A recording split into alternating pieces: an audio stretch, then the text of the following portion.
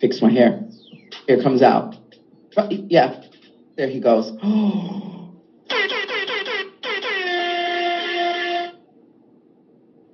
Good evening, sir. Hey, how are you?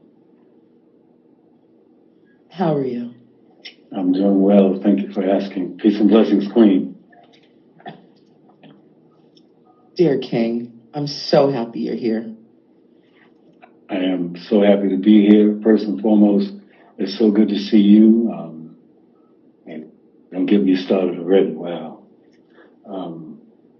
So nice to see you. Thank you for allowing me to visit you on your amazing platform that I've been sneaking in and watching over the past few weeks. And you've been doing such an amazing job. And, you know, you are the keep it real, modern day Diana Ross / you know, Beyonce ain't got nothing on you. Oh, big shout out. Big shout out to little Beyonce. Big shout out. Wow. I appreciate you. So can you see me? I want to make sure, you know, I haven't done lives in a long time, so I want to make sure, can you see? I can see you. I will definitely ask the audience, dear audience who's watching live, put a 1 in the chat or put a heart. Let's put some hearts in the chat. If you can see Al B. Shore clearly and everything looks good, put some hearts in the chat and let me know that we've got a good connection here. But you look fantastic to me. You've got your hat on. You've got this fancy cane. My security told me about this cane. And, you know, I walk with a cane, but I am able. Mm-hmm. Yeah. Oh, I love it. You're a wordsmith. Okay, everybody's saying we look good, so we're good to go. And you sound, let me tell you something. Fun fact and secret, not so much secret to everybody. Al is a friend of mine, and we met through Rick Party. So Rick Party is our connection. You and Rick have a history, a long-standing history of brotherhood. And Rick, let me interrupt you for 1 second. Please. My brother Rick has spent New Year's at my home singing background with me and Mike Tyson and Mike Tyson's daughter singing Britney Spears. So just imagine, you know, that's my man's now right there. Oh my gosh.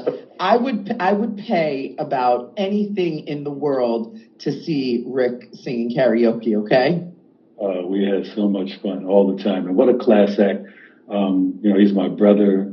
He, you know, and he's not old enough to call a mentor, but he's a mentor. Yeah. You know, in radio and just as a person, as a man, I've gotten to know him over the years, and just always grateful for his friendship. You know, and I don't use that word lightly. You know. Yeah. So. No, of course, and I'm just grateful he connected us because now we're friends, and I check on you often, and you know, I will say. There was you know, I'm used to you posting or you sending group chats and, you know, just different things. And, you know, nowadays we call it social footprint. And when the text messages stopped, I said, okay, I figured you were just busy with life and I didn't want to bother you. And then I went to your page just to see, you know, what's going on. And I hadn't seen you in a while. And I just realized you didn't post anything in a while. I hadn't gotten any text messages from you in a while. And I called Rick and I said, zero activity. And I said, Rick, I don't mean to pry, but I think something is not right with Al. And I told him my findings. And I said, you need to call your brother and find out. He reached out to you. We heard zero. And shortly after, that's when, you know, we started getting private information about you not doing well, and then it became public. The whole world wants to know what in the world happened.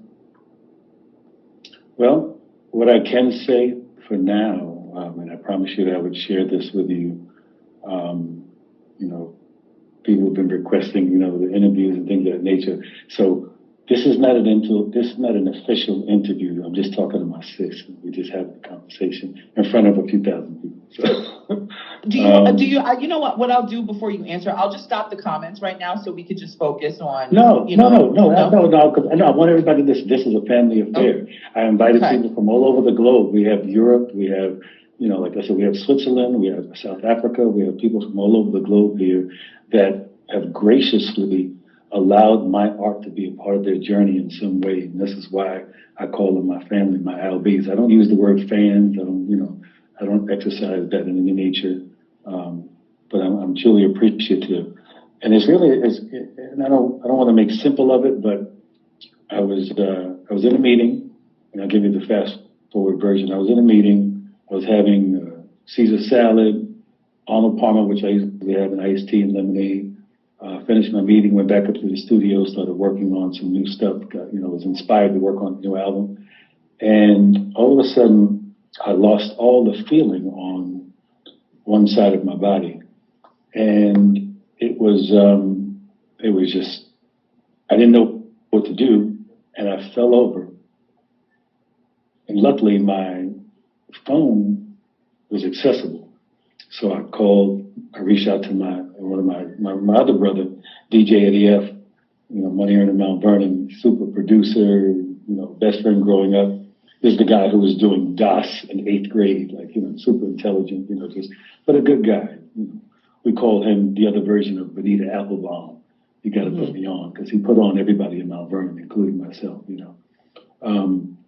Call Eddie. He happens to be local to where I was. And I said, hey, now mind you, my circumstances and situation, everywhere I go, it's like 1988. So as an entertainer, the first thing you do, you hesitate to call the ambulance. You hesitate, that's not good. Because if you need help at that moment, you need help. And literally the entire left side of my body was numb. I couldn't move it. There was no mobility. And reached out. And then the next thing I remember was being in an emergency room in the corner and security around me. And I see him having this conversation with security and trying to get me in the emergency room or what have you. And then I remember being in a hospital bed, and this was like, I would say, July. Maybe this was in July. And when I really kind of figured out what was going on, and when I woke up, it was October. Wait, what? Yeah. So they put you in a medical induced coma, or you were in a medical induced. Yeah. Well, what happened was, I wound up being put on the ventilator. I was intubated. I was put on the ventilator. So I was maybe like. So that's with the tube. You had like a breathing tube. Yeah. That was the tracheotomy. So 5 surgeries, a number of things. And I will say this, as you know, the reason I do stay quiet is because some things are still being investigated. Hello? Yeah. So, just in terms of, just the added glue. Do I need to take off my earrings and put some Vaseline on? Let's go. What? Oh, get your Jill Scott on. Listen, baby, this hair goes up in a way. Stop playing. So let me ask you this, because I want to know, what's the other side like, man? What it look like over there? Oh, you died and came back. Wow, let me tell you something.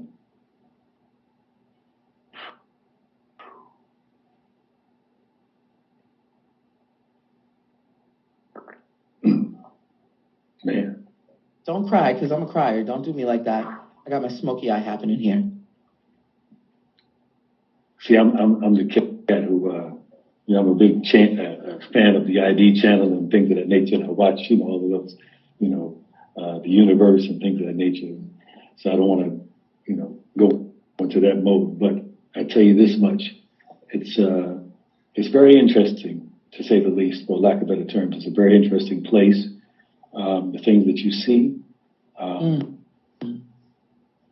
it's a very, very different place. When you get to that space, and I don't like to use the word coma per se, and I usually say, when I went to sleep, I was sleeping, I was resting.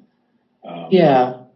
I was, and I look at it from this standpoint as well. I was resting while, how your computer does? Yeah. I was updating my software. I love that. You're so wordy. I love that. You are updating your software. And so when you came to,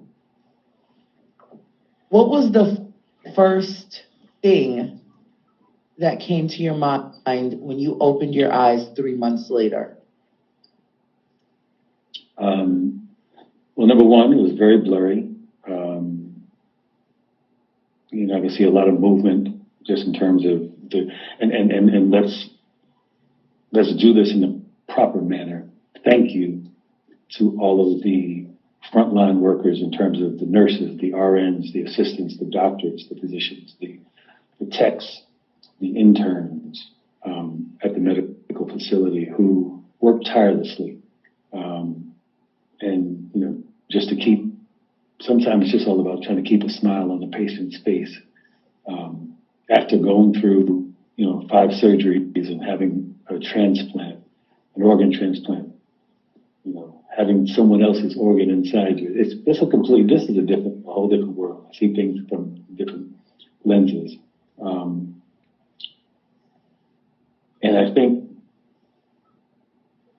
me being from that place, and I'm glad you talked about this, we call it 4 square miles. We call the place Money Earned in Mount Vernon. And, we call it, there's something in the water. The people around me were truly advocating to keep me alive because at some point also, because of my condition, they were sending me to hospice. There was the consideration of sending me to the hospice. And, once that occurs, that's pretty much it. And, it was amazing so to have some very special people. They gave your life a limit. Like what was the timeline that they were giving you? Well, they said, look, there's way too much going on right now. I had, it was for some reason, outside of the transplant, then I had I had a fever of like 104 and I had like pneumonia, like this. Pneumonia. I had like 425 blood transfusions. I mean, there were so many different things that were occurring all at one time. And, this is why, and people who know me very, very closely know that my saying is very specific as it relates to don't let anyone tell you that God is good. Chicken is good, but God is truly amazing. And that's my story, and I'm sticking to it because, the people around me did not give up on me. Very special nurses, Reverend Sharpton, Rachel Nordlinger, there's others who just were truly advocating for me and it was just, you have to have someone advocate for you in those circumstances because you'd be very surprised. As amazing as these workers are who, work around the clock, 24 hours around the clock, I remember hearing, there's certain sounds that are kind of triggers, which is crazy because there were people on that floor when I was in the ER where, I could still hear the beeping of the machines because I was on every machine. I was on dialysis. I was on blood transfusion. It was back to back to back. So many different things. And I remember hearing this particular sound when someone was flatlining. So on my floor, it would happen 4 or 5 times a week. So imagine psychologically what you go through and you start thinking about that and you're like, am I next? Are you next? Oh. But, and I'm on my New York, Mount Vernon, like, I'm good. And then I get a pain. I'm like, oh, Mom. You know what I mean? So, yeah, you go through a myriad of emotions in terms of, and I try to stay strong with it. Try to be strong and try to just, it's a journey. Natasha, it is a journey. It is a journey. And that's why, and just to talk about that, I started something, I had this kind of Twitter campaign I started working on called, Courage to Conquer. Courage to Conquer. And basically, anyone with a story of a medical journey where they've survived or they've fought so hard and they wish to share it with the world because sometimes it's just about talking about it. Because that experience is like none other.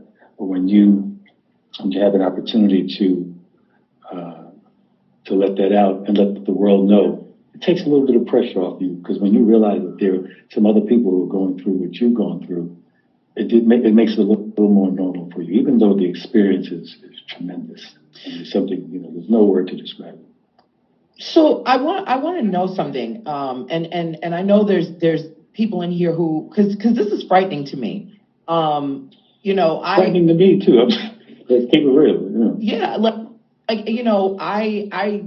there was one point in my life where I checked out of here and I was perfectly fine, or so I thought, and I didn't realize my body was shutting down. And while it sounds similar, I know people don't quite understand what that means or sounds like. So you were fine one day, or did you feel yourself coming down? Did you feel like you were getting sick, or was it just one day you're at this meeting, you feel great, and then just like that, your whole right side just shuts off, and there you go? Over the years, because I've had gallbladder surgery and I've, had, some medical stuff, so on and so forth, but nothing like that all of a sudden, out of the blue, where you all of a sudden have this feeling, and all of a sudden you kind of like, it's like you've checked out. Okay. And which I'm going to, and I think I've shared this with you, and it's been so amazing with, wow, we have so many people from all over the world here I'm seeing. Thank you so much to all of my family, my LBs around the globe. I so appreciate you. Thank you for being here. And thank you for hanging out with my little sis. Man, you don't understand how grateful I am, just like I said, that you've allowed my art to be a part of your journey in some way, shape, or form. Whether it's a marriage, a childbirth, finals in school, it could have been anything growing up, whether it's Albie Shore, New Edition, Bobby Brown, Keith Sweat, Tony, Married through Faith, You're so loved. You're so loved and you're so appreciated. You were part of all of our lives, our childhood, our, teenage years, our weddings, childbearing years. You're really a part of our lives. And, I think sometimes we take advantage of the fact that we still have our legends are alive, and we can talk to you. Do you know what I'm saying? You're accessible. You bring us into your world. And it's not until we almost lost you that I think people really, truly appreciated you even more. Do you understand what I'm saying? Like, I'm sure your Albies, they show you love, but it's the other people who take advantage of the fact that, I'll be sure he's over there. I'll catch him tomorrow, or I'll catch him next week, or we'll give him his flowers. And, so I'm so thankful that you're a fighter. I've never been more appreciative. I mean, I'm like that anyway, because they're my family all around the world, all my LBs. I call them my LBs, friends, colleagues, music enthusiasts. I mean, those who, like I said, have supported me over the years. Because I'm truly, my craft works because of my family out there, that they listen. And, but this also taught me a very valuable lesson as well. You'd be very surprised. I've spent my entire life, let me tell you about an artist. Artists grow up, and very specifically, if you start as an artist at a much younger age, we spend our entire lives looking for approval. So an artist has to go through a maturation process and learn to do their art because they love their art, or they're doing it for themselves as opposed to for the record company. They need it for this version of radio. There's so many different things until you come into your own. I think now I'm at that point now, like I said, I started to work on my new album. And what I wanted to do is just kind of take it back to the beginning. And I'm going to call, whenever it's done, I'm going to call the album In Effect Mode 2023. So I'm going to take it back to the beginning, but obviously the lyrics and the lyrical content is going to be obviously 2023. So that means hello, hey. I think it might be around the corner. But yeah, like I said, and I think the most special part about this has been I now have an opportunity. I've been working with a business partner, and we've worked on some amazing things. Like we're working on a brand new Albie Show memoir. It's my book. Okay. Hey, hold on. Is it a memoir? Because hold on a minute. Now, you're my brother, and yes, we have private conversations and things like that, but I'm about to put you on a spot, okay? So first of all, you were supposed to come out with a tell-all. It's coming now. So, I don't like to use the word tell-all because I think it's funny because most people feel like they know my life because my life has been lived out on the stage all of my adult life. I mean, it's been documented. At least the version, and that's why you don't hear me talk a lot. I just let people create their own narrative. And with the advent of the internet, the internet never loses. So you just let people just run with whatever they want to run with, and you live your life. And it is what it is. But I get to finally, it's cathartic, it's cleansing, it's all those things in terms of being able to tell this story because it's not like making a record. Okay. Writing, and as a writer myself, it's probably one of the most difficult things I've had to embark upon, and in terms of writing a book. And I don't want to call it a tell-all. I'm just going to tell about my life. See, where I grew up in the hood, the part I can tell, I used to hustle on the street when I was a young kid in Mount Vernon. Flipping dime bags on the corner? Nah, I don't want to say that, but I don't want to be. I don't want to. Daddy, let me get a stack at the end of the day. Stop playing. But no, I used to, be a street kid, and that's why, I'm also, very grateful to my brother Eddie F, because he was the cat after football practice. It was like, yo, between Kyle West and Eddie, yo, come to the basement. Where you at? Come to the basement. I'll be there. I'll come in a little while. I got to practice. I got to make some moves and do whatever. But they kept me making that music in the basement. But I'm saying that to say, where I come from, you don't talk. So for many, many years, that's why I was so silent. No matter what was going on, and people have no idea the real. But I'm about to call. But now I want to call you out because. Please while you were silent over the years, you've become vocal, especially after. I turned 50.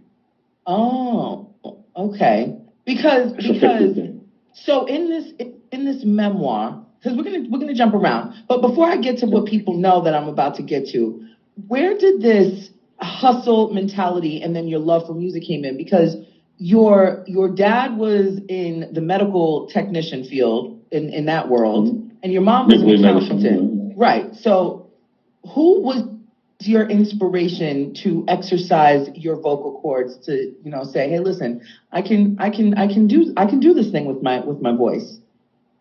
Well, I didn't know that until I was never a singer. I was more of a fan of the music, from what my mother played on the record player. So whether she was playing Earth, Wind and Fire, Smokey Robinson, Stevie Wonder, the Jackson 5, Johnny Mathis, Luther Vandross, any of that music, from the 70s. And, I would ride in the car with my dad and he would play AM radio. So that's how I learned about the Eagles, about, the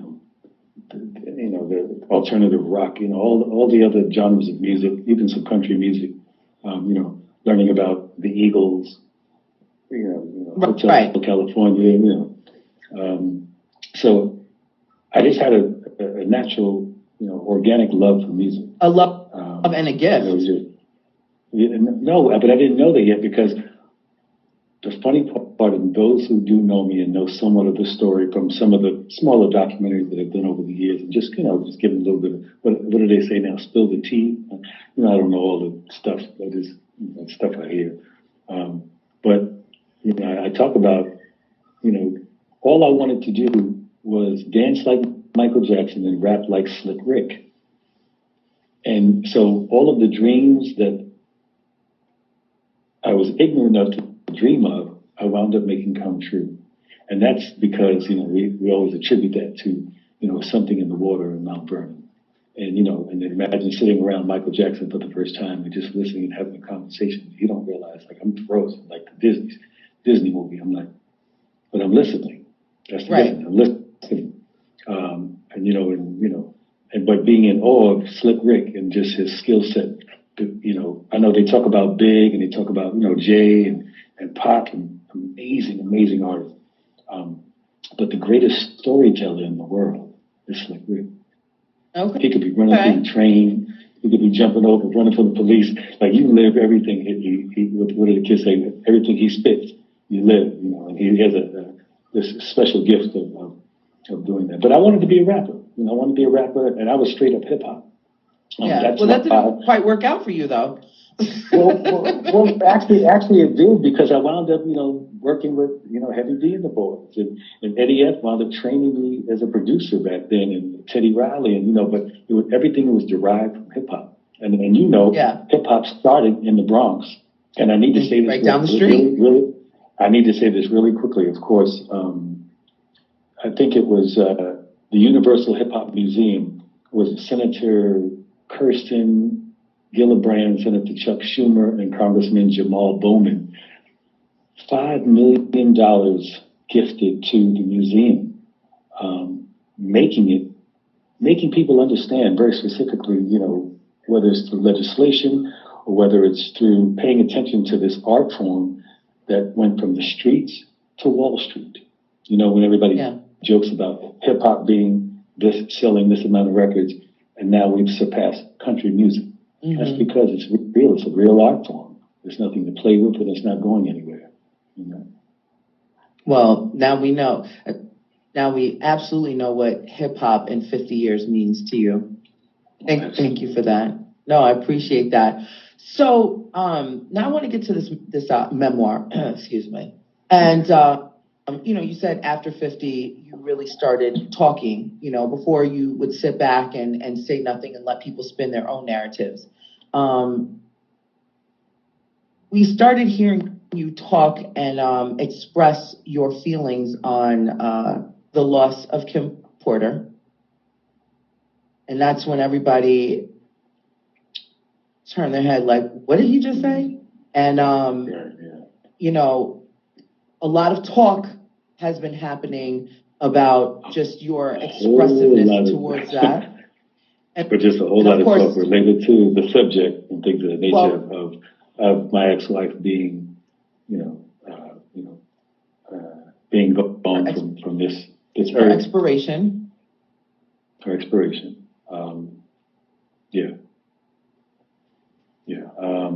And again, why I try not to be too vocal related to the internet, because everything I say goes viral.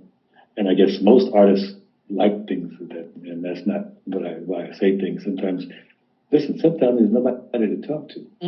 So sometimes this has become, social media for me, just so everybody knows, social media is very simply my vision board.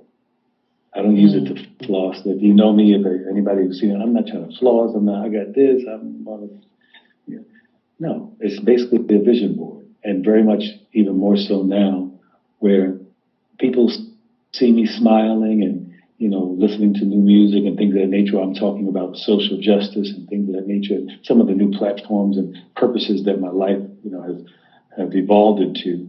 But I still have the scars, and I still have the pain and things of that nature that's real, that exists, that I have to deal with every day in terms of, being at the hospital several times a week, or, doing labs and making sure that my liver function is like, it's a whole nother world. Yeah. Like and I consider myself normal, but, in the real world, it's a job. It's a whole nother job. It's a whole nother lifestyle, a whole nother way of life.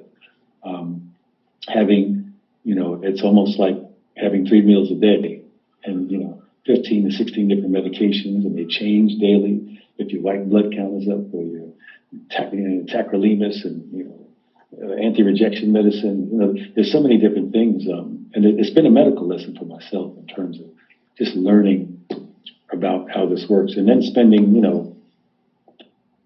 4 to 5 months in a medical facility with tubes in every offices that exist. So can I ask you something very personal?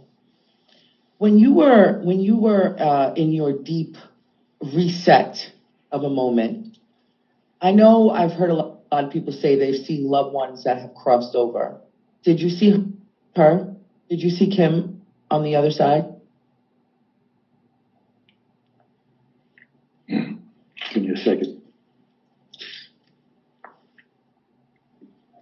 a lot of things. But I will tell you this. We'll talk offline, but what I want to do is that's what's going to be so special about this book, the Albie Shore life story, in addition to, which I'm saying this here first, I'm going to be working on my life story for television as well, the documentary. You know, somewhat reminiscent of like how the Bobby Brown and No Audition stories are, but this story is completely different than concerts and things of that nature. And Jesse Collins did an amazing job with Bobby's story. Bobby's one of my heroes, which I'll tell you another one of those funny stories too. But I'm so thankful to the guys, because I was just kid, sitting in a studio apartment in Mount Vernon with a little black and white TV sitting on the chair with the bunny rabbit ears, with the hangers, trying to get some reception, watching New Edition and trying to do their dance steps. That's it. You like this with some wires? Come on, you know what it is. What did you say? No wire hangers. Yeah. But we needed them to get the TV working. It was about cable. Couldn't afford cable. I don't even think they had cable. Are we gonna get this television documentary, Lifetime, something or another with you, about you, in say 2024, 2023? Well, you know what? It's in the works right now. Like I said, the book is in the works right now, which is very special and close to my heart. Mm-hmm. My business partner, Rachel, and I have been working on this, profusely, just because she's really pushed. She's also the world strategist, PR strategist, first Black female, and is a partner in a major PR firm, and she's been really diligent and on me about it's time to tell this story. I mean, I've had some really key factor human beings around me, and I've done I've gone on a diet, and I'm not talking about just losing the weight. Obviously, you see I've lost 150 pounds over the course of this whole situation. I have to tell you, you look fantastic. When you cammed up this evening. It's not the way to lose weight, though. No, I thought it was Quincy, your son. I thought he was coming on to tell me. Listen, I don't know. You look fantastic. Thank you. Very humble. Thank you. I appreciate it. It's not the way to lose weight, but what I was referring to in terms of a diet, I was just losing all the dead weight. Yes. People who are not an asset to your cause, people who are not championing your cause, people who have what's called antisocial personality disorder, who will try to pull you down as much as you try to help them. You can feed them, help them, clothe them, and they'll still try to destroy you. And you'd be really surprised. And it's only because, for the most part, most of those people are miserable because they failed at and that's like, the term haters and things of that nature. Like, you have to realize that my position, I love all of them the same, because it's not necessarily a barometer per se, but the simple fact that someone can have strong feelings for you that doesn't know you and knows nothing about you personally, and they create a whole narrative because they need that in their life. Yeah. And, so I don't have an envious bone. I don't have hate. I don't manufacture any of those qualities, and I've never been able to do so. It's even hard to get me mad sometimes. I'm more like the Hulk. You don't like me when I'm angry. So, I never want to see that side ever. We're good. We're always sunny. As I said, I walk with a cane, but I am able. What did I tell you the other day? I said, listen, now when we drive everywhere, we're driving your car, because now you have special parking and everything. That's right. I got the. I never understood that until my doctor said, I was like, what do I need a sticker for? Well, you're in a wheelchair. That's when I first said, you're in a wheelchair. I said, I'll get up and walk eventually, but now I have a sticker, Yeah. And it's funny because half the time I will not park in the parking. I'll park as far as I can. You're driving everywhere we have to go. We're taking we hang your out? car. Okay. Because I got the sticker. Okay. Because you got the sticker. So the doctors told you that you would never be able to talk. Here you are talking. I've talked to you on the phone and I'm like, hey, Al, I got to go. And you're like, okay, hold on, 5 more minutes, sis. And I'm like, oh, okay, well, this whole no talking thing definitely didn't work in the favor of the doctors. So I'm happy to know that, you know, you're talking again. Have you tried singing? And will we get a concert out of you? Possibly. Well, you know what? Well, guess what? Okay, so again, I have to revert back to my big brother, an advisor, Reverend Sharpton, and also Rachel called me out of the blue just to say, you know, because every day, you know, did you get this done? You know, we're doing business trying to get certain things done. And then out of the blue said to me, what do you think about, are you ready? You know, because she was very clear that I had the tracheotomy, still had a massive hole in my neck, which I can actually show you. Oh my God, are you serious? Let me see. Just take it all off. I mean, you know, just oh, wow. But you know what? Just closed. No, it's completely closed now. But it just looks like. So I had the most amazing doctors who were pretty good at art. So I mean, even from, I don't want to show you the other one too, because, you know, they cut my entire chest open. Gosh, but when you showed me that, yeah. Is that healed? Well, no. Well, I mean, the stitches, they're taking the stitches out. Right. They're taking the stitches out, which that was, you know, another story too. When the nurse came in, because she was trying to leave, and it was at the end of her day, and she says, you know, he says, what do I call you, Mr. Brown, Mr. Shore? I said, it's Uncle Al. So I became Uncle Al in the hospital for everybody who knows.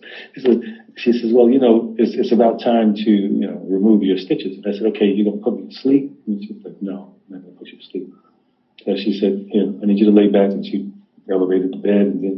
And she took this gun and she walked over and so I had like, I think 100, you know, she's like, I said, hey, I'm like, please. I said, hold on, wait, just time out. I was, you know, now you hit him with it. Yeah. Ma, like, no, she was like, she said, you good? I said, yeah, I'm good. I was like, so it was funny. It wasn't funny at the time, but I got through it. Yeah. I was just trying to figure out how you gonna get all these staples out of here. So what I'm thinking of doing is I might get the thug-like tattoo, the Tupac joint over my. I'm just kidding. No, I think I'm probably gonna do. I'm probably gonna do. Money earning.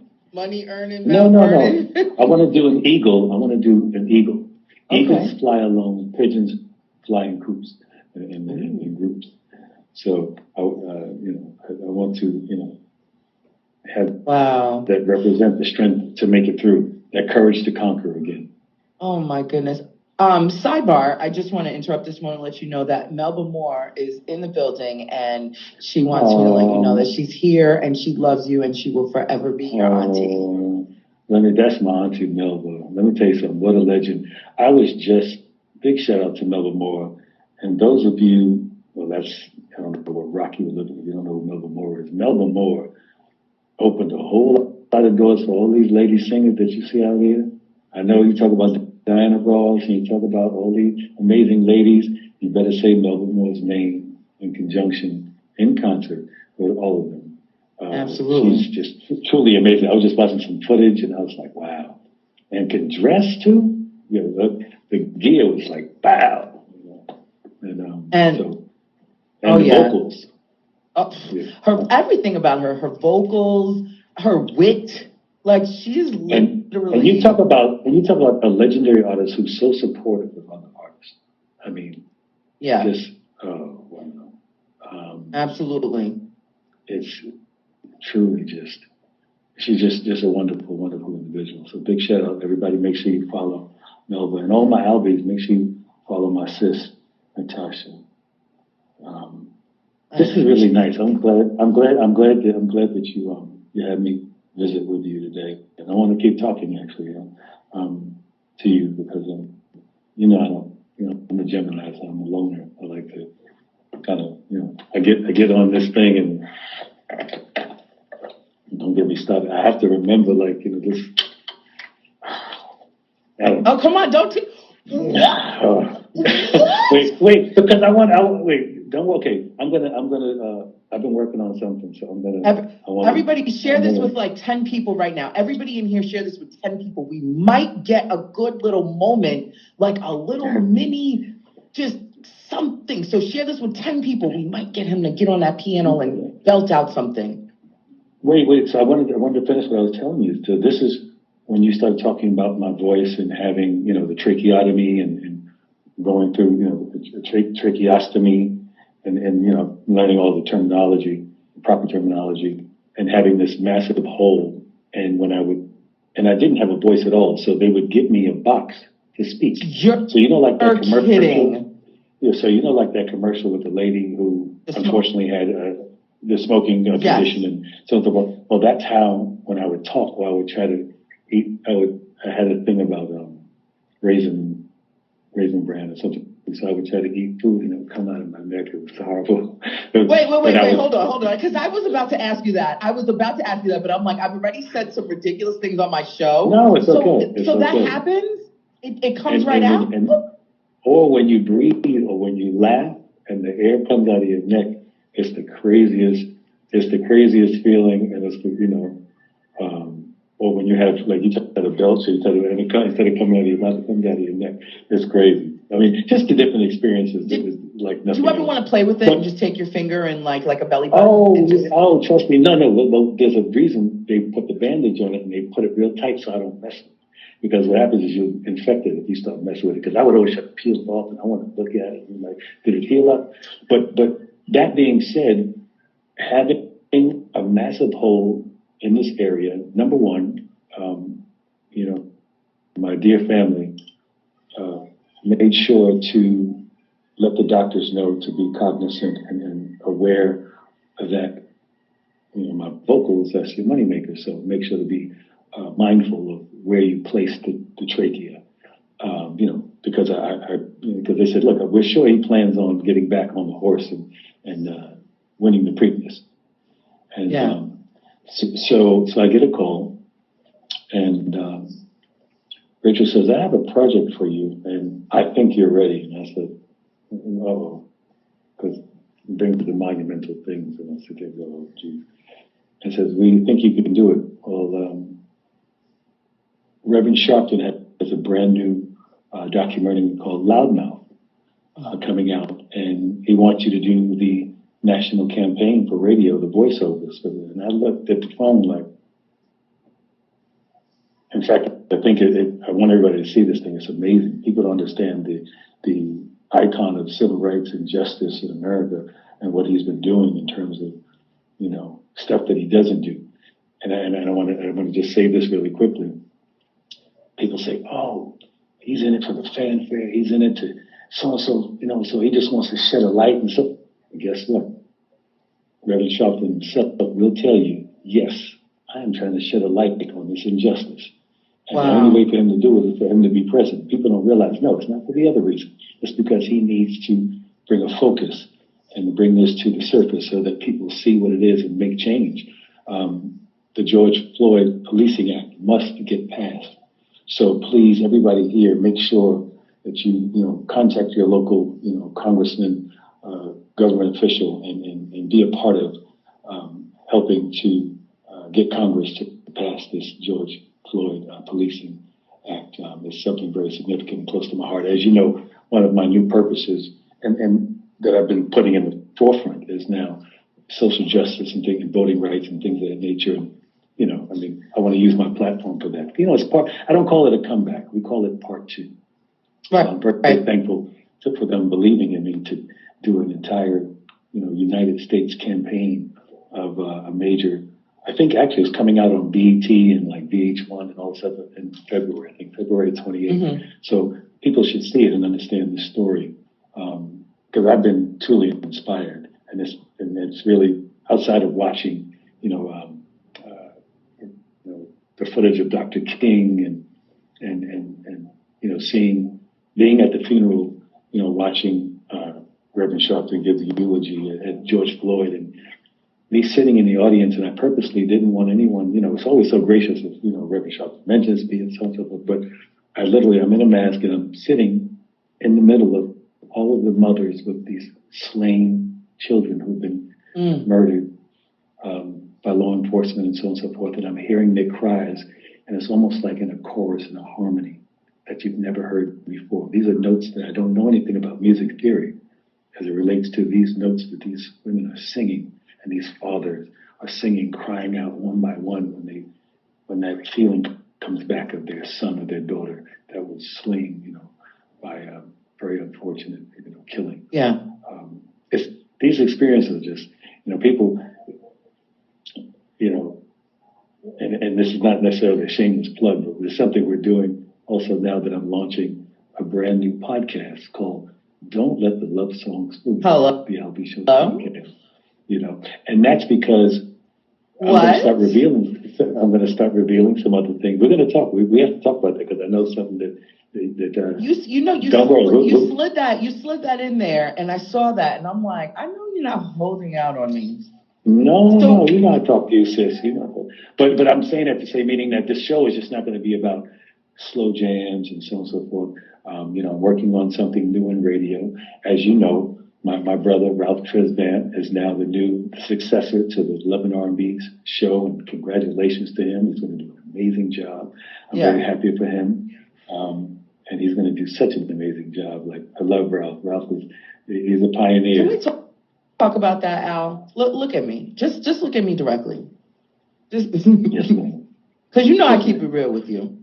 Yes, ma'am. Just it's just me and you here. Okay. You did your thing on the radio. You had a syndicated, Quiet Storm-esque type show, playing all over the country. And I loved it. I would tune in, as we all did, when we could. And life happened for you. And it shifted some things. And the show, Absolutely. The show must go on, as they say in show business. Oh, absolutely. Absolutely. How did that? I'm so appreciative. I'm so appreciative, first of all, of Miss Kathy Hughes and, just, making me a part of what she called her syndicated dream team. Alfred Liggins, they, David Cantor, the family there at TV One, Radio One, Urban One, embraced me. But just like in any situation, you have, there's an executive power struggle, and people have different opinions and ideas of what they want to do, and so on and so forth. And then, so when you hold that position, that's what you do. And, but with me, I wear many hats, and I'm just excited about the future. I mean, I can't wait to share with you what's next. And would you come back to radio? News at 11. Absolutely. New Jack Sexy Radio coming soon. Okay. Is that like exclusive Hello? That's exclusive information. Exclusive information. Because honestly, Al, you wearing many different hats and pivoting into radio, that was a big deal. And I know how much you loved it. And, and I know you have graciously passed the mic over to Ralph, and that's very gracious that you made the announcement, all those things. But to be let's keep it real. Like, was there a moment within you where you were like, damn, like that was my baby? Well, you know what? The only time that I thought that to be the case was when I would wake up and I was able to get to the restroom to brush my teeth, and I would see this massive hole in my throat. And I just didn't believe that I would be able to continue to open the mic. As we say, in our business, I didn't know if I was going to be able to open the mic and anything come out, because until the doctor or the nurse or someone would come in and actually put this mechanism on my throat to get a voice, I didn't have a voice at all. So that's why I said, there was nothing there. I mean, zero. So I didn't even anticipate having a voice. So, but again, God works in his own way. And the things that happen are supposed to happen. Right. That's why all I can do is celebrate my brother. And he deserves it. He deserves a platform like that. He's a worldwide star, a music star. And any of those opportunities, like I said, I don't have an envious bone in my body. Like I celebrate my brothers, I celebrate my sisters, seeing them achieve and accomplish and move forward. There's so many of us in this business who it's like monkeys in a barrel or crabs in a barrel, or, one gets ahead and someone's trying to pull them behind and so on and so forth. And I just don't manufacture those feelings in any way, shape, or form. I just don't. I love that. I just can't. I've never had that. Have you, so have you tried singing? Do you have to retrain? Have you tried singing the alphabet just to see if the vocal cords work? It's funny. I always ask people that question. I said, hey, you know what? What's the first hit song that you've ever learned? And people, oh yeah, the Jackson 5, so-and-so, Patti LaBelle. Give me all these songs. And I'm like, no, it's your ABCs. People don't realize that's the first hit song. It's your ABC that you remember. Right. And it's melody. And something that Quincy Jones taught me very early on. Big shout out to Quincy Delight Jones Jr., my godfather and mentor, and also who I named my youngest son. Big shout out to my sons, which I think I saw them in here. Devin Loud and Al B. Jr. I call him Al B. Jr. And Albert Robenstar, what you do? And Robenstar and Quincy as well. And so proud of all of them. But yeah. So have you? I'm a grandfather. You're a pop-pop? I'm the happiest. I'm a pop-pops. Like, you can't call me grand because I don't feel grand, anything like that. But so I don't feel like I'm old enough. But I'm pop-pops. And this 9-year-old kid has me wrapped. Yes. So I used to get on my mom, and I used, when, like, let's say, they come to me, yo, pops, so-and-so. And then I'm like, how you going to figure that out? And my mother would be like, Now I understand why I could never get in the middle of my mother and my sons regarding anything. So I get it. So now my grandson, y'all don't tell me nothing. My grandson told me, as long as you're reading your books and you're listening to your parents, and I get the good report, sky's the limit. I love that. He knows that. I love you as a pop-pop. I love your stories when you tell me them. I really do. But you know what I love the most about you? I love, yes, and you do this when we're talking on the phone and like real life away from everything. You have a very crafty way of not answering me sometimes, but I'll always come back. That's because we come from the same school. I'm not used to being interviewed or being on the other side. I'm traditionally, so like if I've been sitting with, whether it be Prince or, Barack Obama or Lionel Richie or anyone who's, Michael McDonald, anyone I've worked with, or Jodeci or Dave Hollis or Faith Evans, anybody I've worked with or been on the show. I've been doing radio for now over almost 25 years.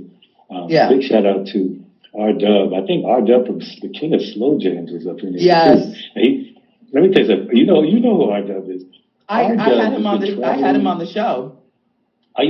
R-Dub is, first of all, the biggest. He's the king of slow jams. I have to call him the king of slow jams. R-Dub, outside of being an amazing music enthusiast and a program director and slow jams king, R-Dub spends his time traveling the world, makes sure he stops in Africa, creates water wells for the villages. I mean, this cat runs the walk. He doesn't talk the talk. He runs the walk. So big shout out to R-Dub, and one of the greatest radio minds ever.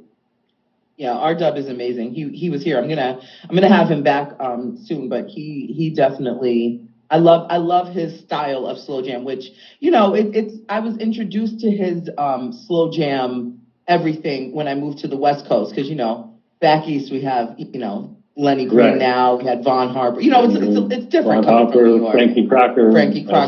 Absolutely. So Ken Spiderweb. Oh my gosh. Rick has a funny story I used to tell him about Ken Spiderweb. Jeff Fox that rocks the box. Yes. Come on. And then, come on, even my man, listen, Funk Master Flex, Chill Out. Funk is a legend. Red Alert. Come on. Absolutely. I love seeing the fact that these guys that we grew up with are still kicking. You know, and I miss Uncle Vaughn, you know, Vaughn Harper, who was kind of the blueprint of what made me want to do radio. Outside of, you know, hearing Frankie Cropper every day, and it wasn't like you were listening to the radio. It was just more of an experience. So, and it was appointment radio. You know, now the millennials, this generation can program their entire life. So they don't have to run home to catch the Jamie Foxx show or run home to catch this program or the stories or whatever they may be listening to. Now they just program it on their phone. It's absolutely. crazy. It is. So I do want to grab some questions that your Albies have put in the chat if you're open to that. I want to give them an opportunity to, a lot of people are sending you lots of love. And I'm sending the love right back. And you know what's amazing right now? That everybody is still here. So thank you for staying and hanging out and working through. I'm still, like I said, I'm still getting my voice back. I'm just happy to actually be here with you. As you know, I move a little slowly, and speak proper English, and that, you know, I don't traditionally like do this because, you know, as you know, I'm pretty much saving most of everything to really talk about, because the story that people think they know about my life and about everything surrounding me, including, you know, my kids and Kimberly and Uptown Records and, you know, Eddie F. and how Uptown Records started before there was a Jodeci and Mary J. Blige, and before there was any of these artists, you know, people don't realize, you know, this whole thing started. Jimmy Love, we call him Jimmy Jenkins, Jimmy Love, and Andre Harrell they were working over at Def Jam with Russell Simmons. And I'll just give you a quick story. Because it will be. Hold on, hold on, you're gonna give me a story, so we gotta do this for you. Hold on. Story time. Story time. Quick story. Eddie F., DJ Eddie F., who's the partner and founder of, along with Dwight Arrington Myers, which we know as Heavy D, and the group Heavy D and the Boyz, and also producer and mastermind of a whole lot of folks, including myself. He's like Bonita Applebaum. You got to put me on. He used to carry my cassette around with him, you know, once he got his deal, and he would always boom. So fast forward, we're in the basement practicing every day, working on demos for Heavy D.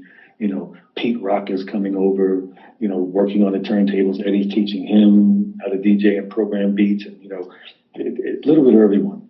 I'm up at, you know, my house up in Croton, and I just call it the Croton factory. It was a factory. You know, Dave Hollister, Faith Evans, Casey and JoJo. You know, at some point, they were all of my demo singers. And when you stay ready, you don't have to get ready. So when it was time for all of them to blow, they were all ready because they had been studying in the studio on how to record and do vocals and arrange songs, which I learned from between Eddie, Teddy Riley, Kyle West, and then Quincy Jones, which kind of crafted my version of what producing is. But fast forward, we had a flood in the basement one day. Eddie was spinning some records, and I kind of looked to see what he was spinning, and it said Def Jam. So when we had the flood, I was trying to move all the wires out the way, and there was this book on the floor. It was called The Yellow Pages. Now, oh gosh, I remember that. Who don't know what that is? We used to sit on the Yellow Pages when the girls was getting their hair done, and we couldn't sit high enough in the chair. Or when you were too small to sit at the table and eat. Yes. Yellow Pages underneath you. So I looked in the dried it off, looked in the Yellow Pages, and I was looking for this company called Def Jam. And I found it, picked up the phone, called 20, 30, 40 times. And every day I would ask to speak to Russell Simmons, and I'd get the kind of like, you know, whatever. So finally, fast forward past all of it, because I don't want to give away all of the story, but so finally I found, well, who am I speaking with? And the gentleman said, he said, who are you? I said, well, I'm Albie Shaw from this place called Money Earning, Mount Vernon. He says, oh, he said, what the hell is an Albie Shaw? And I said, and he says, oh, you mean all y'all bougie girls who think y'all from the Bronx? And so that was the Wow. first part of our dialogue. And I said, well, I have this group that I want you to have a meeting with, and we have some really great music. And I wasn't part of the group, but we were more of a collective. Right. I was doing some producing with Eddie, singing the background vocals, and doing some arranging. But finally, that's how the whole thing started, from the phone call from the basement when we had a flood. And then that's amazing. Russell didn't necessarily feel the whole hip hop and R&B with the choruses and all that, and Somebody for Me type music, and so he wasn't really feeling that, because he was more he had Public Enemy and all that real stuff like On Lock. Yeah. And but that wasn't his interest, and he talks about it in some of the documentaries. But anyway, but that's how the whole thing started. And Andre happened to be leaving Def Jam to go start his own thing, but it was a whole different cast of artists at that point. And wow. So that's I'm the a beautiful story. It's the greatest. I'm the first #1 and the first platinum artist on the Uptown Records imprint, on the Uptown Records label. And I didn't get signed to MCA like everyone else. They didn't want to sign me, so he brought me over to Benny Medina at Warner Brothers, and that's when I got the big deal at Warner Brothers. And he introduced me to Quincy Jones. Okay, we need Jesse Collins. Like, we need Jesse Collins to get on this right away, because I need to see all of this, like, with the characters. And your son Quincy better be playing you. We won't accept anybody else. Like, it wouldn't even make any sense whatsoever. Wow. So, listen, he's such an accomplished actor. I don't know if we can afford him. He's out there. He has a new movie coming. He has this kind of take on a scary movie. He was in Canada just recently, so we were talking, while I was still kind of, in the hospital and stuff. He was checking on Pops and my sons, checking on me and stuff. And it was really, that's all I needed, What's your relationship like with him now, and how is he doing after, losing his mom and just everything going, because she expired right when his Christmas movie was coming out. How is he doing, and how were you both doing together? Yeah, fantastic. Everybody's busy and everybody's working, and what people don't realize, just like in any, fatherhood or in any family, all I care about is them all being a productive part of society and being kind to others and paying it forward. Mm-hmm. That's my requirement. That's what I want to see them do. I want to see them win taking that route. Just being kind to others. And, just like any other family, everybody goes through what they go through. But unfortunately, there's a thing called the internet. So what happens is people will create their own narratives, and most of us just stay quiet, just let them just make up whatever they make. I just saw somebody sent me something from the firm, regarding something crazy, and I just had to laugh. I was like, this person, and what happens is I don't say anything, because half the time they just want me to make them famous. Because if I address it, it's like, I'm just going to wind up making them famous, and bring attention to their blog. But if they tell the truth, I don't mind doing that. I have an audience around the globe. Like, I'm like it's crazy. Like, people around me, there's a joke saying, yo, everywhere you go, if we're in the mall, it's like, it's like 1988. You're like an old black Justin Bieber or something. I'm like, listen, I'm just appreciative that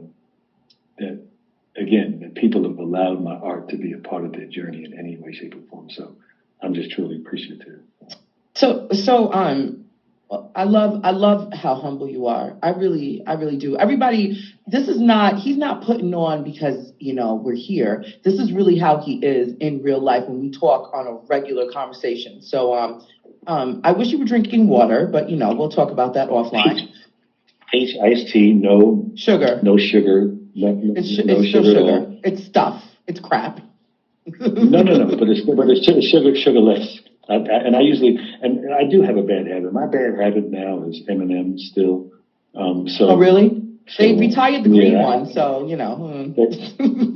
know, right? Exactly. So, listen, Al, hold on. I have an important question for you. Yes, ma'am. The love holiday is coming up in less than a week, Valentine's Day. So many people want to know, because we about to. I want to get to your heart. Let me just get to your heart. Are you single? I'm married to the music. Hello? I love you and hate you at the same time. I love how you answer and not answer my questions. I did. I answered. I'm married to the music. You're married to the music. A lot. Okay. Again, a lot will be revealed. Like I said, in my book, and like I said to you, you're almost the only one that I'm going to talk about most of this stuff.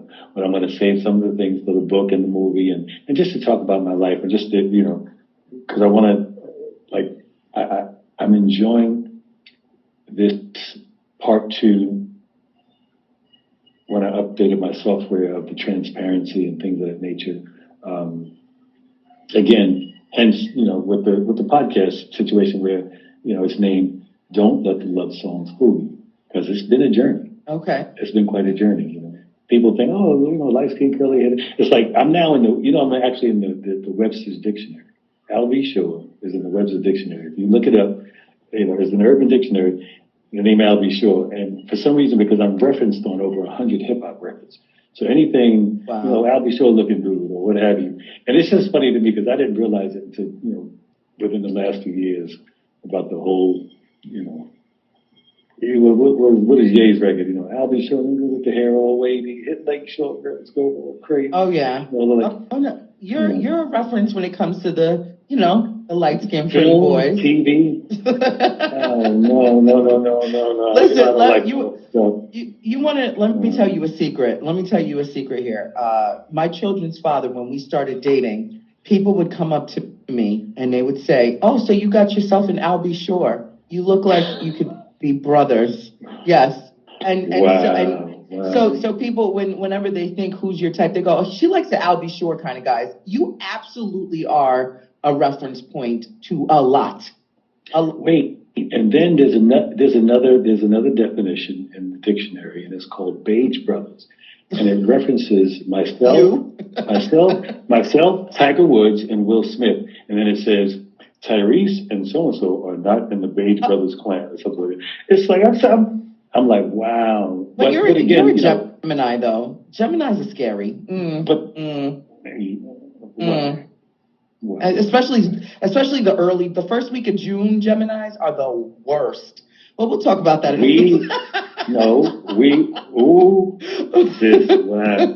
Hold up. But you know what it is? But we love hard. We love really hard. And we are loyal. Yes. You are. You're loyal. And you love hard and you're loyal. You're different from the rest. You're an anomaly. Yeah, we'll talk about that another time. We'll have to We'll talk about that another time. So listen, you've shared your time with us graciously, and I'm so grateful. I always tell you, just come on for 15 minutes. Everybody, let me tell you, when he's like, sis, I got to get my good rest. How long do you want to talk for? And I was like, Al, just give me like 15 minutes. He's like, anything for you. No, but you know why? Because what happens is, I don't want to pull the older gentleman card, but like depending on what time I used to be asleep at 9:45 or 9:47. I'm kind of like but now with this new schedule, I'm asleep by 7:45. So you really showing out. So I'm going to stop the comments for everybody typing right now. Just pause what you're about to type. I'm going to turn the comments in 3, 2, 1. I'm turning them off. I would love to take a photo with you before you go. Okay. And I have someone that I'm going to surprise you with after we take the photo. It's a little surprise, fun surprise. You get nervous with surprises, but I got your back and your sides and your front. Okay, ready? I appreciate that. Let's pose. 1, 2, 3. Okay, one more. Give me something real like Okay. Yeah. Okay. Ready? 1, 2, 3. You're so yummy. Look at you. You just eat up the camera. You know it too. No, I've just learned to pose. I'm on autopilot with stuff like that. Let me tell you something. Even with the dancing thing over the years, like I never really had much rhythm, but great choreography. So all that stuff you see me in the Apollo Theater and basically doing the spin, I was either trying to mimic Michael Jackson or have great choreography. Mm-hmm. That's why at some point I was thinking, maybe I can do Dancing with the Stars or something. Wow. Surprise. That's my more handsome younger twin brother right there. What's up, King?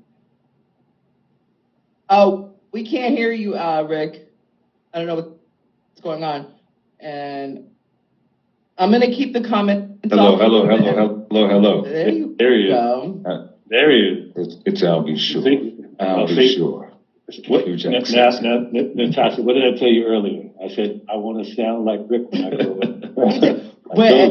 When he called me, I said, Al said he wants to be like you when he wants to sound like you when he grows up. And because we were actually going to call you to see if you wanted to. I was like, no, you do it. And he's like, man, I can't do the smooth I'll be sure.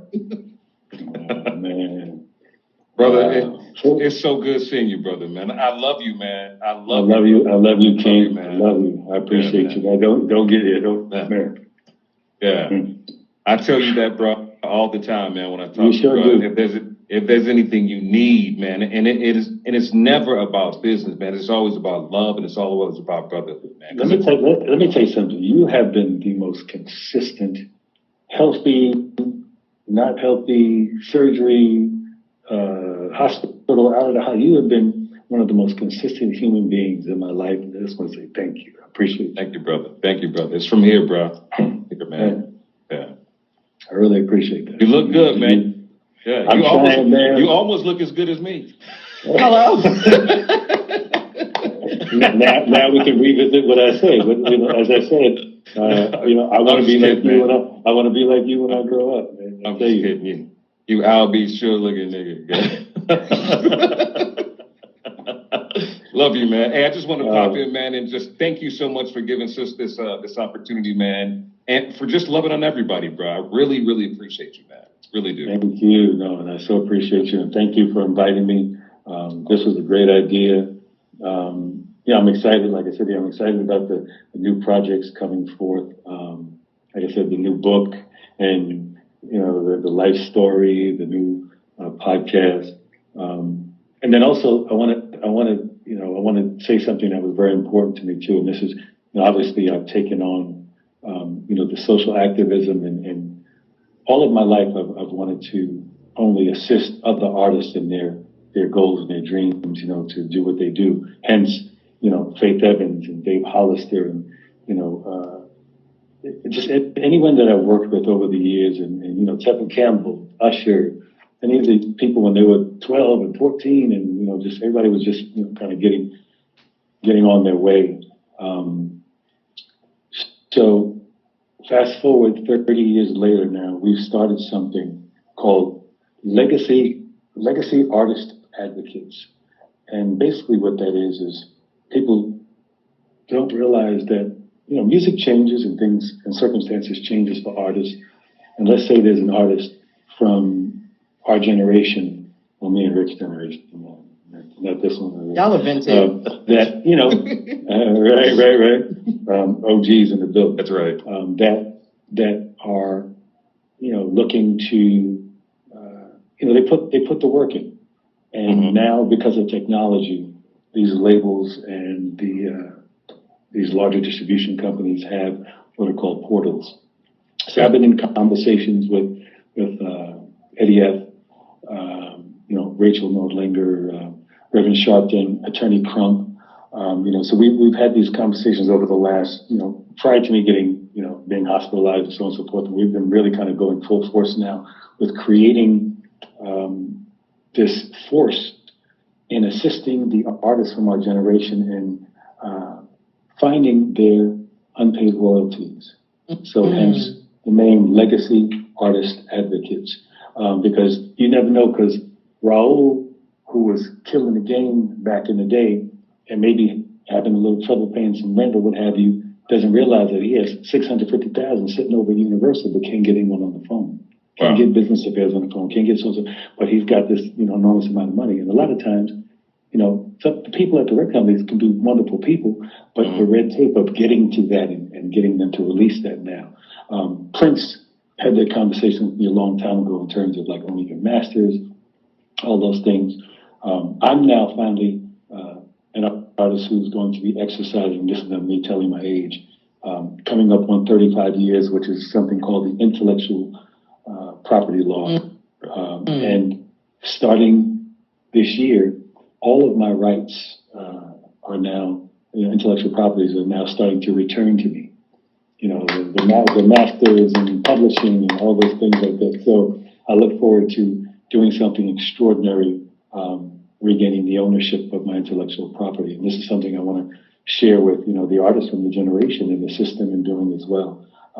But, like I said, Eddie F. and Mr. James Jackson and, Rachel Nordlinger, Reverend Sharpton, Attorney Crump. We have a nice core group of people who are, ready to execute, and we've been just strategizing. So now that I'm back, we are going to go full force. Right now, I'm very proud of my brother. We call him Mr. Black Sheep, Trey is in the building. I know he was in the building as well. If you see on the news now, and it was on The Source and different media outlets, about the class action lawsuit for $750 million related to back royalties that are owed. And to no fault of anyone's, I think it's just about the artist taking an aggressive approach as it relates to obtaining what's theirs. That's right. What's due them. And this is something that I'm taking very, very seriously in terms of even thinking of trying to pass legislation or updating the software of whatever legislation is in place to guarantee that, and I don't want to get too technical, but look at it from this standpoint. When I signed to Warner Brothers and I got those bags initially back in maybe 88, this technology of streaming and things of that nature didn't exist. So how do you then go make a deal with Spotify and with Pandora and all these new distribution forms on my behalf without consulting with me when the technology never existed? And this is why you see the Taylor Swifts and the artists of that nature having these big battles with some of the companies and where, the ratio of the payout is completely unfair. So we're going to, bring some of these things to light. And it's really, again, hence, with this podcast, don't let the love songs fool you. We are having full purpose with this mission moving forward. And I want to make sure everything from voting rights to passing legislation, related to this, George Floyd Policing Act, bill. There's so many things that are really, truly important to my heart and soul, and I'm just going full force to make sure that we get these things done. In addition to doing a new album, finally, I think I'm gonna do a new record. That's what I'm talking about. Do you have to relearn how to sing? Do you have to retrain those vocal cords? Can you sing the ABCs? Because you thought I forgot. No, let me tell you something. You thought I forgot I asked you that? No, you don't forget anything. But I tell you this. The way I started, people don't realize, even when Michael was alive and Stevie Wonder and all these different people who are with us, everybody takes vocal lessons. So it's just like having a broken arm and you have to rehab that arm. It's the same thing with your vocal cords. You have to do that. And I've been working on it slowly. I was in the studio a few weeks ago with Brandon Howard. B. Howard, that's a bad young man. He's got sound and producing. So I've been contacting, Easy Mo B, all of our cats who I said, listen, I want you to go in your bag. It's the first thing I said to Eddie F. I said, listen, go in your bag of tricks. I don't want you to make me something new because I'm never going to chase anyone else's sound. But I want you to go into your bag of tricks and I want you to pull out a cassette, pull out a CD, pull out something where that night in the studio, when you were hanging out with your crew and your production team, and when y'all were walking out, leaving that night, y'all were like, yo, this is some I'll be sure. Give me that song. Yes. And we can find a young person to throw beat up under there or something, what have you, but to make it bang in the club or what have you. But again, it's all about the song. It's all about the song.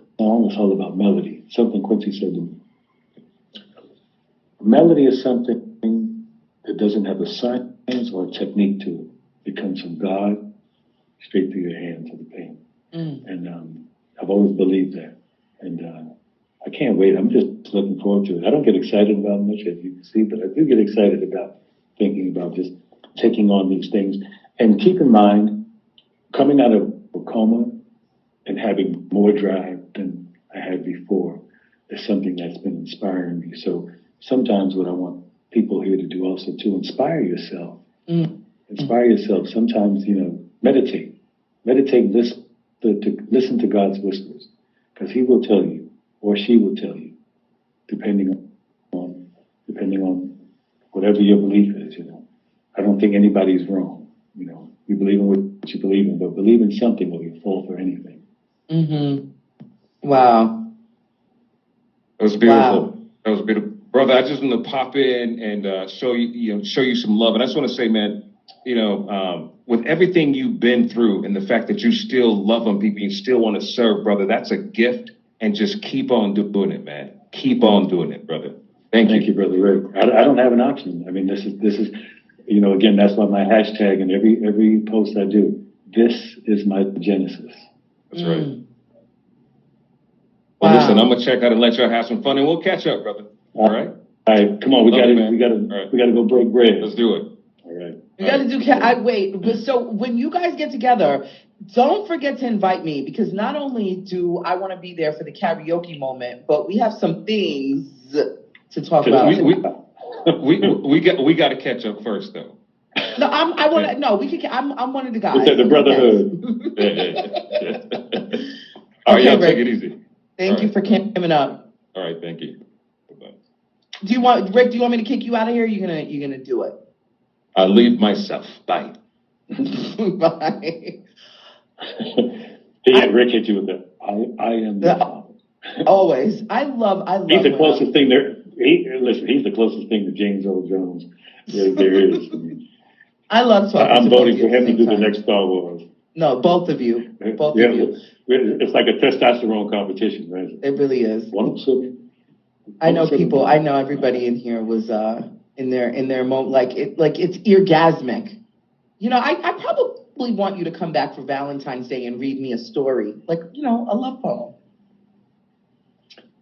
Tell me the secret. I don't just want to know about any secret of yours. I want to know about that one special secret. Because tonight, I want to learn all about the secrets in your garden. Is there anybody in the room that can hear the melody? I heard the melody. Okay, first of all, can you right? So I can get that out. It comes out. I want to read your mind, know your deepest. Want to make it right for you. Something like that. Like I said, I'm still working on it. I got to break through the falsetto. But I was saying that to say too, that so the vocals are coming back. And right now, I've been getting so many calls of promoters and people around the country asking me, are you ready to do shows? So I said, you know what? I'm going to first start hosting. Okay, Al. Al. Yes, ma'am. You got to take a deep breath. We got to take that in, babe. That was everything we needed right now from you. That was because don't do that. You have to understand, hearing what you went through medically, people don't come out of that first and foremost. You had a tracheotomy. You had tubes in a hole down your throat. Just a few months ago. Not many people can talk after that. And you just sang for us one of your classics. You don't just get to breeze past that. Do you know how special that moment was? Do you know how special this entire moment is being with you? I so appreciate it. You have no idea, Natasha. Like I said to you, I'm appreciative of your platform and you. Like I said, I watch what you do, and I actually felt comfortable just coming and sitting and talking, because it's not easy to talk about. That's why I wanted, if you know, I'm just being myself. You know, a lot of times you get on a platform where you do certain things, and it's like it's almost a war, because all they want to know is, so you and so, and did this person try to kill you? Because, you know, you do see all the comments everywhere. And so who poisoned you? And did this person do this? And people asking me, like, you know, and I tell you this, the number one question I get is, why is everybody dead? And it's becoming denominator. And this, like, everybody's, and like, I get thousands, and I haven't even, when I have an opportunity, like a certain time in the morning when I'm up, because I'm up at like 4 a.m. and, you know, I do my meds, and I start working, I start seeing certain things, and people will send me stuff, or people I work with. I said, oh, this is trending, you know, and I'm like, wow, it's really interesting. But it's taken a life of its own. But again, the Al B. Shore book will be on the way. The Al B. Shore life story for television. I don't know if it's going to be a mini series or it's going to be, you know, a documentary piece, but it's so much that I want to. And in fact, something I'll give you an exclusive as well. Prior to Andre Harrell passing away, we just had a meeting. It was myself, Paxton Baker, you know, who used to run Centric at BET, Andre Harrell, and one of his business partners up at the Marquee in Los Angeles, and we sat at the table. And prior to that, I had been speaking to some of the writers, because what he wanted to do was the Uptown movie. Now, the Uptown movie was going to be a 3-night miniseries. The first night was about Heavy D and Eddie F and Heavy D and the Boyz. The second night was going to be about Al B. Shore. The third night was going to be about Guy, sprinkled obviously with Mary and Love and, you know, everybody, you know, the whole Uptown cast. And I was going to be one of the executive producers on and in addition to it, he wanted myself, Teddy Riley, and DJ Eddie F to produce the music for the series. Then he passed away. You know, mysteriously. Yes, a lot of things are mysterious. So many things are mysterious. But watch this. Let's look at the common denominator. And this is all I can really say. I want to give this to you and everybody that's here. Everyone who was about to tell a story or make a move is gone. So when they say that there's some people out there who are very vocal about telling a scenario, and they're almost 100% correct, to be honest with you. I'm not going to say any names, but what happens is, you know, people don't realize this entertainment industry is a completely different world. It's nothing like what people think it is. There's a bunch of shenanigans that go on. You know, there's a bunch of crabs in the barrel type situation. There are some, but there are very few who are willing to help the next person. And there are some who are determined that no one's going to be bigger than me. I'm not saying it me, you know, in whatever their presence may be.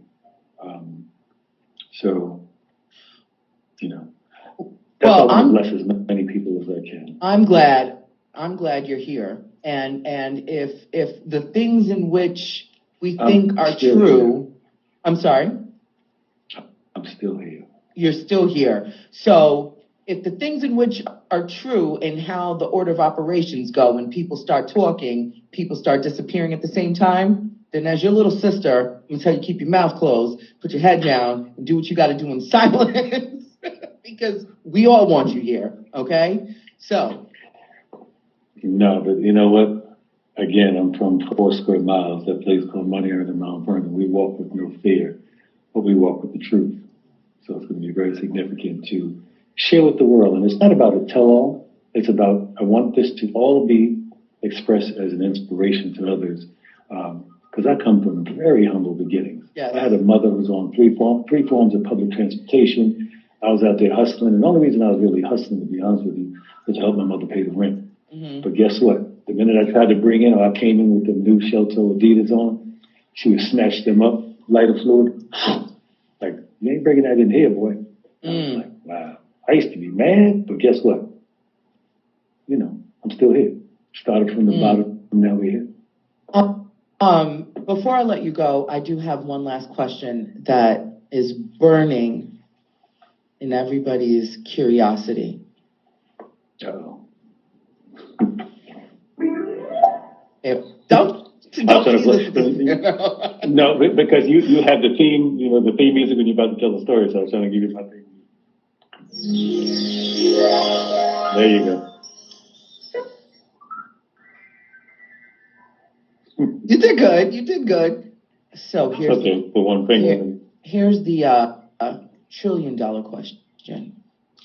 Okay. What's your relationship like with Sean, Puffy, Diddy, Combs today? What's your relationship like with Diddy today? I am very proud of Black man's success. I want him to continue to thrive, and he does a lot of amazing things for people in terms of schools for children, donating to major causes. I want him to continue to use his platform for the amazing things he does. I love that. You're an amazing soul. You have beautiful teeth. I just want to compliment you on this beautiful mouth of yours. Your heart is amazing. You are humble. Al B. Shore 2.0, the Genesis. I love every part of you. I loved you before, I loved you now, and I love you forever. Thank you for giving me this time. Thank you for giving us this time. Thank you for fighting. And thank you for the new fights for other artists that have come in your generation and that will come behind you to just know the business and get what's owed to them. Thank you for everything that you're doing today. Own your masters. Any artist that's going to tell you, own your masters and own your publishing. What's your favorite color, Al? Gray. Pick another color.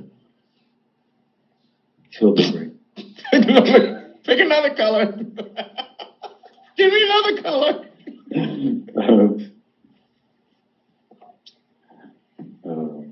Blue. Okay.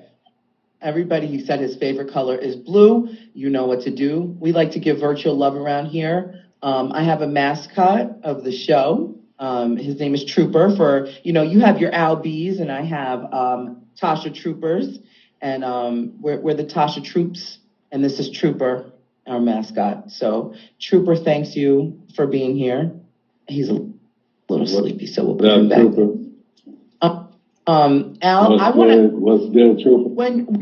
When you come back, I want to have you back, but when you're ready to put out your memoir this year, when the production for your docu situation, we don't know what it's going to be, how we're going to set that up. I want you to come back here and talk more. I want you to rest your voice for tonight. But if you feel so inclined to come back on the Love Holiday and talk to us over here, I definitely would love to have you back. Just, for all the single girls in the building. You have those vocals too now. You got those soothing dulcet tones as well. So when you open that mic, you know how to flow. Thank you. A few of your friends are in here. I appreciate that, Al. Kenny Burns is in the building. He was waving to you. He says hi to you. Wow. Come on, man. Listen, let me tell you something. Kenny Burns is brilliant. One of the brilliant minds of modern time. Just a good dude. He's about his business. No nonsense. He keeps it 1,000. And actually, he has the most amazing, and I posted it because I put a little edit together and added some stuff, but he has the last interview with Andre Harrell. And it was just such an amazing, it was such an amazing interview. And I posted it and kind of reproduced it. And it just talks about Andre and some of the stuff that I didn't even understand and know, with Andre saying, when I signed Al B. Shore, he took my Harlem game to Hollywood. He said hip hop wasn't invited everywhere. He said, but the Al B. Shore thing with the Harold Wavy, he said he was invited everywhere, and which took him to new heights. And I was glad to be a part of him being able to get his massive multi-million-dollar deal. Because when he first signed the Uptown situation, was a production deal with MCA. And they gave him, I think, maybe $75,000 to do a production deal. They said, Andre, just focus on that. And then he said, he tells Kenny, and Kenny will tell you, he told Kenny, he says, yeah. He said, but once I put Al B. Shaw and Al B. Shaw hit, then they actually took him seriously. And then when he was able to move on, that's when he got that big, huge, massive bag. And what Andre did was made sure that everybody ate. This is why you can't say anything about Andre Harrell to me, because he always made sure we were all working, and we had A&R jobs at Motown, and, you know, he just always thought of us as part of his journey, and he kept it going. So Rest in peace, Andre Harrell, and big shout out to Kenny Burns. What an amazing format and platform he has as well. That's a bad dude right there. That's my man, my brother. I love that. And earlier, I'm not sure if she's still here, but Shanice was here earlier. Oh, man. Yeah, my little baby sis. Wow. Not sure if she's still in the building. Let me tell you something. So I always tease Flex because her husband Flex wants to do an R&B album. So last time we were all together, it was me, Ricky Bell from BBD and everything, and he started breaking out into a song. We were at a news station in like Rochester, New York. So I always tell Shanice, is your husband ready to do an album yet? Like, what's up? But he's actually, Flex is going around the country right now in a new play called New Jack City with Alan Payne and Flex and Tretch. The whole cast is crazy. So they've been moving around the country in the stage play. Did you see it? No, I didn't see it yet, but I did see the promotions for it. So that's exciting. I gotta have them back. Not back, but I gotta have them on so we can talk about that. So that reminds me. Listening to my mom. Okay. Shanice, please call, please reach out, and let's get Flex and you. Man, what an amazing story they have as well. I love those. That's my family. Oh yeah. I definitely plan on having them on soon for sure. Well, listen, Al. Respectfully, you are vintage, and it's well past your bedtime. And, it is. Absolutely. And you know, I don't want to. I'm here in the studio, and they were gracious, and everybody, you know, they was really nice, and they said they set me up in the room, but it's some really great stuff coming forth. And thank you for allowing me to share, and thank you. I want to thank everybody that's here. Thank you so much. Thank you for rocking with me throughout this journey, being there for me and being supportive. And also to those who showed me who you truly are. Yeah. Thank you. Thank you, Al. Do you dream in color? I fly above the trees. Everything is flying right above. I don't fly high in the sky, but it's right above the trees. So I can see everything below me. But I'm flying above the trees. It's almost kind of like monitoring, making sure everybody's okay. You're so special. I can't wait to have you back on. I can't wait to hug you and hold you tight. But for now, you got to accept all of our virtual hugs, even mine. I appreciate you. I appreciate you so much. Love you as well. And thank you again. Thank you. Like I said, thank you, and thank you to everybody who's here.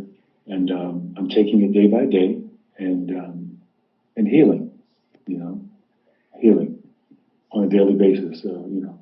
And so I'm going to get back out there and do what I do. And I said I'm going to start by hosting. People have been calling for everywhere. Can you come host this? Can you come host this show? But do know this, in the words of my brother Fat Joe, yesterday's price is not today's price. I know that's right. Well, at an event near you coming soon, Al B. Shore will be hosting. The memoirs coming out. The docu-series situation is on its way. 2023 is gonna be an explosive year. This is your genesis. He's in full. I don't like the recovery is such a interesting word, but you are in acceleration mode. I am updating my software. Sometimes it takes longer. You're updating. Increasing my RAM. I love it. Well, I'll see you soon in the real life. But for now, absolutely. Thank you.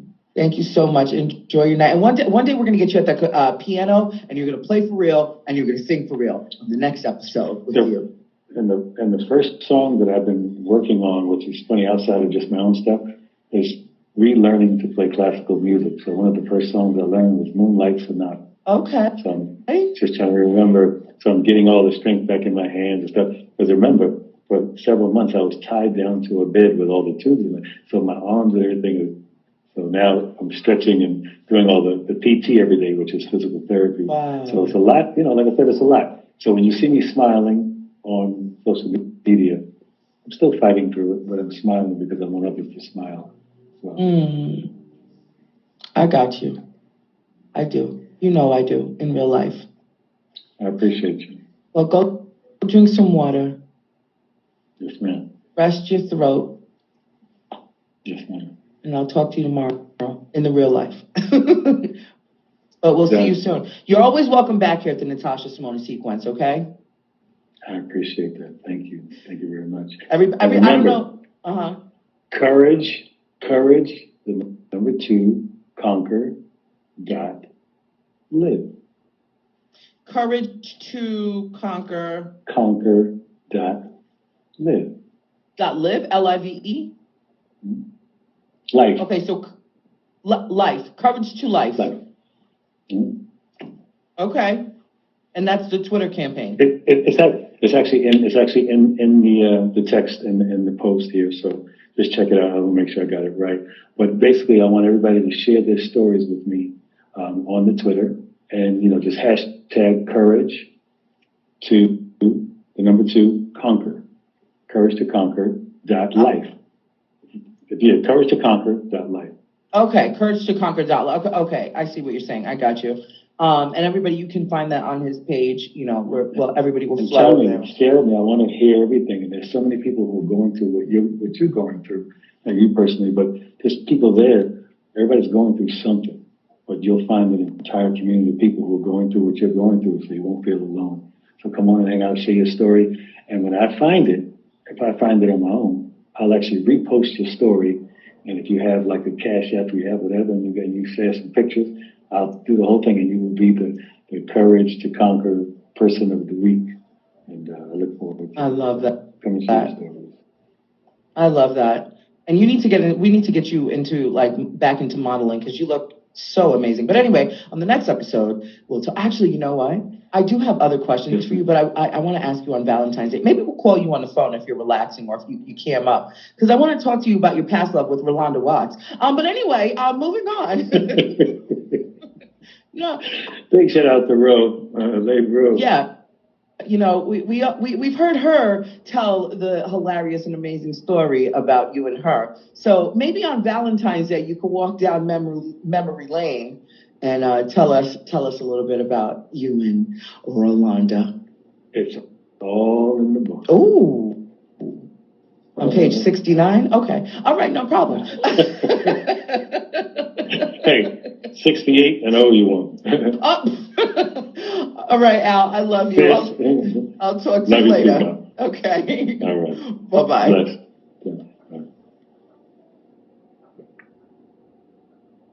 Al, be sure, everybody.